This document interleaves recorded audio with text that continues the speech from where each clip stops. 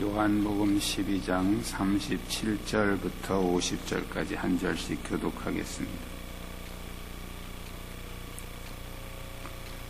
이렇게 많은 표적을 그들 앞에서 행하셨으나 그를 믿지 아니하니 이는 선지자 이사야의 말씀을 이루려 하심이라. 이르되 주여 우리에게서 들은 말을 누가 믿었으며 주의 팔이 누구에게 나타났나이까 하였더라. 그들이 능히 믿지 못한 것은 이 때문이니 곧 이사야가 다시 일렀으되 그들의 눈을 멀게 하시고 그들의 마음을 완고하게 하셨으니 이는 그들로 하여금 눈으로 보고 마음으로 깨닫습니다라. 이사야가 이렇게 말한 것은 주의 영광을 보고 주를 가리켜 말한 것이라. 그러나 관리 중에도 그를 믿는 자가 많되 바리새인들 때문에 드러나게 말하지 못하니 이는 출교를 당할까 두려워함이라. 그들은 사람의 영광을 하나님의 영광보다 더 사랑하였더라. 예수께서 외쳐 이르시되 나를 믿는 자는 나를 믿는 것이 아니요 나를 보내신 이를 믿는 것이며 나를 보는 자는 나를 보내신 이를 보는 것이니라. 나는 빛으로 세상에 왔나니 물은 나를 믿는 자로 어둠에 거하지 않게 하려 함이로라. 사람이 내 말을 듣고 지키지 아니할지라도 내가 그를 심판하지 아니하노라. 내가 온 것은 세상을 심판하려 함이 아니요 세상을 구원하려 함이로라. 나를 저버리고 내 말을 받지 아니하는 자를 심판할 리가 있으니 곧 내가 한 그 말이 마지막 날에 그를 심판하리라. 내가 내 자의로 말한 것이 아니요 나를 보내신 아버지께서 내가 말할 것과 이를 것을 친히 명령하여 주셨으니 나는 그의 명령이 영생인 줄 아노라. 그러므로 내가 이르는 것은 내 아버지께서 내게 말씀하신 그대로니라 하시니라. 아멘.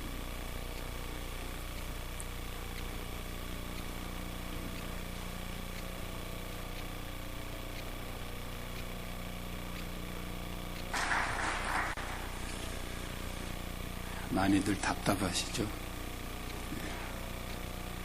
코로나 때문에 참 불편한 게 한두 가지가 아니에요. 제가 설교 전에는 인사를 꼭 시켰는데 그 인사도 안 좋다. 따라하는 것도 안 좋다. 그래서 오늘부터 안 하려고 그럽니다. 그 대신 인사를 바꾸시면 돼요. 코로나 인사로 아무 말도 하지 말고 눈웃음만 치면서 고개만 살짝 하면 됩니다. 그렇게 인사하십시오.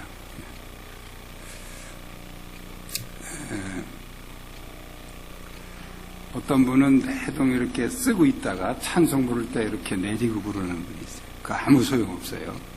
쓰나 마나합니다. 또 어떤 분은 이렇게 쓰고 있다가 기침할 때 이렇게 내리고서 하더라고요.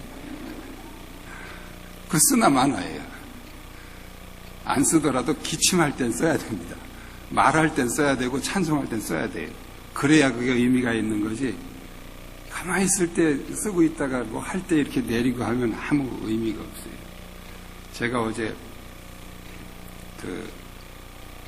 이 마스크를 사러 가봤어요. 제 뭐 주민등록번호가 어제 가야 된대요. 그래서 갔더니 그 약국 거기다가 제발 마스크 좀 벗지 말고 얘기하세요. 이렇게 써놨더라고요. 그러니까 마스크 사러 와서 내동 쓰고 와가지고 거기서 말할 때 마스크 2개 주세요. 이렇게 내리고 하나 봐요. 답답하니까 무의식 중에 그렇게 하게 되는데 좀 신경을 쓰셔야 됩니다. 조금 답답하시더라도 자기가 말할 때도 써야 되지만 또 다른 사람이 또 말하잖아요. 그래서 항상 이렇게 쓰셔야 되고, 아까도 보니까 찬송 부를 때 이렇게 그냥 열어놓고 열심히 부르시는 분 계시는데 그렇게 하시면 안 돼요. 그러면 마스크를 쓰나 마나요. 우리가 조금 불편하지만 뭐 평생 이러진 않을 거잖아요. 좀 지나가면 또 이런 걸 통해서 우리가 또 얻는 유익도 많이 있습니다. 뉴스에 보니까 뭐 일반 그 독감들이 작년보다 뭐 6주인가 빨리 이게 끝났대요. 다들 막 마스크 쓰고 안 돌아다니고 이제 손 씻고 이러니까 그만큼 또 또 이익도 있는 거죠. 우리는 예수 믿는 사람들입니다. 예수를 믿는 것은 무작정 빌기만 하는 그런 미신 종교하고 다른 거예요. 오늘은 본문을 통해서 우리가 신앙에서 꼭 알아야 될 중요한 내용, 그것을 우리가 함께 나누면서 은혜를 나누려고 합니다.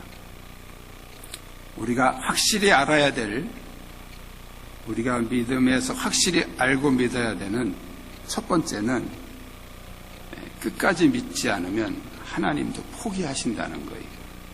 하나님은 사랑의 하나님이시고 인내, 자비, 우리를 끝까지 기다리시는 분이십니다. 그러나 우리가 끝까지 믿지 않을 때, 오늘 성경에 보니까 이렇게 많은 표적을 저희 앞에 행하셨으니 그랬어요.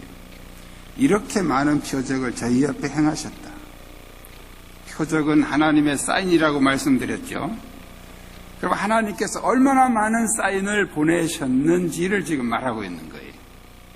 하나님은 계속해서 사인을 보내셨는데 그를 믿지 아니하니. 그를 믿지 아니하니. 하나님은 얼마나 많은 사인을 보내셨는데도 그를 믿지 않았다. 그것은 바로 계속적으로 보내시는 그 하나님의 사인을 끝까지 거부한 인간의 고집, 그 고집을 오늘 그렇게 표현하고 있는 것입니다. 인간이 왜 망하느냐? 죄에 대한 고집 때문에 망하는 것입니다. 하나님은 우리가 죄를 회개할 때 얼마든지 용서를 하시는데 회개하지 않으면, 끝까지 회개하지 않으면 하나님도 포기하신다는 거예요. 우리 40절을 보면 이렇게 기록하고 있습니다. 그들의 눈을 멀게 하시고 그들의 마음을 완고하게 하셨으니 이는 그들로 하여금 눈으로 보고 마음으로 깨닫고 돌이켜 내게 고침을 받지 못하게 하려 함이라. 그들의 눈을 멀게 하시고 그들의 마음을 완고하게 하셨다. 우리가 출애굽기에 보면 하나님께서 바로의 마음을 강팍하게 하셨다 하는 내용이 나옵니다. 오늘 본문도 같은 맥락이죠. 그래서 마치 하나님께서 일부러 우리를 믿지 못하게 하고 일부러 우리의 눈을 확 가려서 그렇게 하신 것처럼 그렇게 표현이 되어 있습니다. 그러나 그것은 그런 뜻이 아니고 이 완악하고 고집스러운 그런 그들의 그 불신에 대해서 하나님은 강제로 손을 쓰시지 않고 내버려 두신다는 거예요. 그런 말씀입니다. 어떤 사람은 이 본문이 예정론으로 풀어서 하나님이 이미 믿지 않을 사람과 믿을 사람을 다 정해놓으셨다 이렇게 해석하기도 합니다. 그러나 하나님은 우리에게 자유의지를 주셔서 누구든지 언제든지 회개하는 사람에 대해서는 용서하시고 받아주시는 하나님이신 줄로 믿습니다. 하나님은 우리를 억지로 죄짓게도 하지 않으시지만 또 반대로 억지로 우리를 회개하게도 안 하신다는 거예요. 계속해서 사인만 보내시는 거예요. 회개해라. 회개해라. 계속 사인만 보내시는 거예요. 오늘 본문은 700년 전에 하나님이 이사야를 통해서 끝까지 예수님을 거부하는 그 사람들의 그 고집스러운 상태를 예언하신 말씀이에요. 예언하신 거예요. 결국 회개하는 자에 대해서는 얼마든지 용서하시는 그런 너그러우신 하나님이시지만 끝까지 거부하는 자는 하나님이 강제로 구원하지 않으시고 심판하실 수밖에 없다는 뜻이죠. 우리가 열왕기상 21장에 보면 이스라엘 역사에서 가장 악했던 왕, 성경이 뭐라고 말씀하냐면 그 역대 그 어떤 왕보다도 가장 악했다 이렇게 표현을 하고 있어요. 그 왕이 누구냐면 아합이라는 왕입니다. 아합. 그런데 엘리야가 그 아합에게 경고했을 때 이 아합이 잠시 회개합니다. 그래서 마음을 뉘우치고 금식을 하면서 하나님 앞에 마음을 뉘우치게 되죠. 그 엘리야의 심판의 경고는 뭐냐면 넌 죽는다는 거예요. 그런데 이 아합이 회개를 하니까 하나님이 엘리야에게 다시 말씀을 전해서 가서 또 아합에게 전해라. 내가 너에게 내리기로 한 그 벌을 너의 그 회개한 것 때문에 너한테 안 내리고 네 자식대로 내가 넘기겠다. 유보하신 거죠. 저는 그 본문을 읽으면서 정말 하나님 사랑은 우리 같으면 그래요. 네가 암만 뉘우쳐도 지금까지 한 짓이 너무 악해서 도저히 난 널 용납할 수 없다. 그 정도 가지고도 안 돼. 이렇게 우리 같으면. 근데 하나님께서는 역대 가장 악한 왕으로 지금까지 어떤 왕보다도 더 악한 짓을 많이 한 그런 아합에게도 그가 뉘우칠 때 바로 하나님은 용서하지. 그런데 그 하나님이 용서 못하는 사람이 있습니다. 끝까지 회개하지 않는 사람들. 오늘 본문에서 이렇게 많은 표적을 그들 앞에서 행하셨으나 그를 믿지 아니하니. 아무리 많은 표적을 하나님이 행하시면 뭐예요? 믿지 않으면 소용없다 이거예요. 끝까지 믿지 않으면 하나님도 포기하신다. 두 번째로 우리가 확실히 알아야 될 문제는 사람의 영광을 더 사랑하는 것은 가짜 믿음이다 하는 겁니다. 많은 사람들이 예수님의 표적을 보고도 믿지 못했으나 그러나 모두가 다 믿지 않은 것은 아니죠. 오늘 성경의 42절에 이렇게 말씀하고 있어요. 그러나 관리 중에도 그를 믿는 자가 많대 그랬습니다.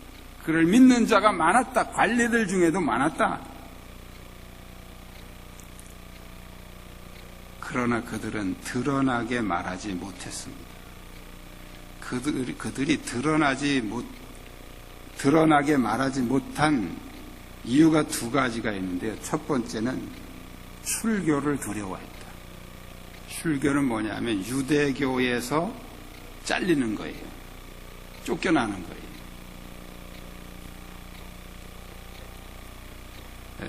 그것이 이제 첫 번째 이유였고요. 이 유대인 사이에서 이 출교를 당하는 것은 가문의 모욕이 아주 불명예스러운 그런 일이죠. 그래서 이제 그걸 두려워해서 드러나게 말을 못했다. 예수를 믿으면 모든 것이 잘 되고 아무 손해도 보지 않는다. 이렇게 생각하면 그건 잘못이에요. 믿음은 때때로 우리에게 소중한 것을 포기할 것을 요구합니다. 때로는 다 버려야 될 때도 있어요. 세상의 모든 원리가 다 그렇지 않아요? 내가 원하는 어떤 것을 얻으려면 또 다른 뭔가를 버려야 되는 거예요. 집 한 채를 살려면 돈을 그만큼 다 버려야 집을 사는 거지. 이 세상에 공짜는 없습니다. 공짜는 사기꾼들이 던지는 미끼일 뿐이에요. 공짜라는 말에 속으시면 안 돼요. 모든 것은 다 그 가치만큼의 어떤 대가를 지불해야 되는 거예요. 우리가 참 믿음을 통해서 영생을 얻고 하나님의 나라를 소유하려고 하면 세상의 영광을 버려야 되고 세상의 욕심을 버려야 되는 거예요. 사람의 영광을 더 사랑하고 버리지 못한다면 그 믿음은 가짜 믿음입니다. 오늘 성경에 그들이 드러나게 말하지 못한 두 가지 이유가 첫째는 출교당할까 봐 두려웠고 두 번째는 사람의 영광이에요. 사람의 영광. 43절에 그들은 사람의 영광을 하나님의 영광보다 더 사랑하였더라. 사람의 영광을 더 사랑했다. 사람들로부터 받는 칭찬, 사람들로부터 받는 인정, 또 이 세상에서 누리는 어떤 물질, 그런 것들이죠. 그런 것들을 더 사랑해서. 근데 그 예수님을 믿으면서도 그런 걸 더 사랑했다. 가짜 믿음이라는 거예요. 우리가 확실히 알아야 될 세 번째는 바로 참 믿음은 예수님 말씀을 절대 신뢰하는 것입니다. 이 절대라고 하는 말은 그 어떤 것도 허용이 안 되는. 예수님의 그 비유 가운데도 그런 말씀이 많이 있죠. 밭에 감추인 보화를 발견하고 다 팔아서 그 보화를 그 땅을 샀다 그러죠. 그 밭을 샀다. 예, 이 보화를 놓치지 않기 위해서 다 팔아. 집도 팔고 뭐 소도 팔고 다 팔아서 그걸 샀다. 예수님의 말씀이라면 그 어떤 것도 다 버려야 되고 다 팔아야 되고 다 바쳐야 되고 다 그렇게, 그게 이제 절대라는 말이에요. 절대. 예수님은 자신의 말이 생명이고 영생이 되는데 그게 어떤 원리에 의해서 되는지를 오늘 성경에서 말씀하고 있습니다. 44절에 나를 믿는 자는 나를 믿는 것이 아니오 나를 보내신 이를 믿는 것이며 내가 내 자의로 말한 것이 아니오 나를 보내신 아버지께서 내가 말할 것과 이룰 것을 친히 명령하여 주셨으니 나는 그의 명령이 영생인 줄 아노라. 그러니까 예수님이 내 말이 영생이고 내 말이 생명인데 그 이유는 그 내 말이 내 말이 아니다. 아버지께서 나한테 보내셨고 나에게 일러주신 말씀이다. 그래서 영생이다는 거예요.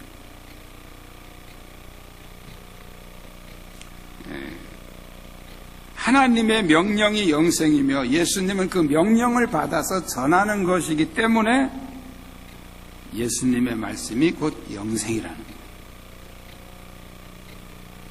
참 믿음은 예수님의 말씀을 하나님의 말씀으로 절대 신뢰하는 것입니다. 참 믿음은 그 예수님의 말씀 때문에 그 어떤 것도 감수하고 버릴 수 있어야 됩니다. 그게 참 믿음이에요. 예수님의 말씀을 절대 신뢰하지 못하면 심판을 받게 됩니다. 우리의 영생도 예수님의 말씀을 믿음으로 영생을 얻는 것처럼 그 말씀이 우리에게 영생을 주는 것처럼 심판도 그 말씀이 우리를 심판한다는 거예요. 그래서 나는 세상을 심판하러 온 것이 아니다. 구원하러 왔다. 나를 저버리고 내 말을 받지 아니한 자를 심판할 이가 있으니 곧 내가 한 그 말이 마지막 날에 그를 심판하리라.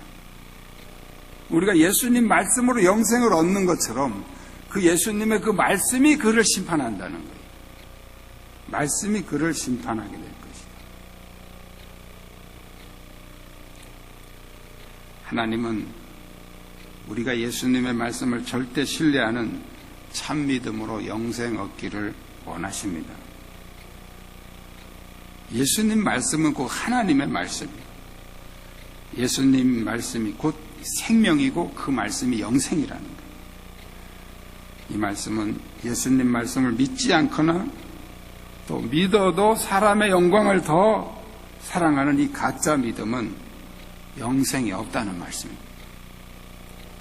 사람의 영광을 버리고 오직 주님의 말씀만 절대 신뢰하는 그리고 순종하는 참 믿음만이 영생의 근거가 되는 줄로 믿습니다.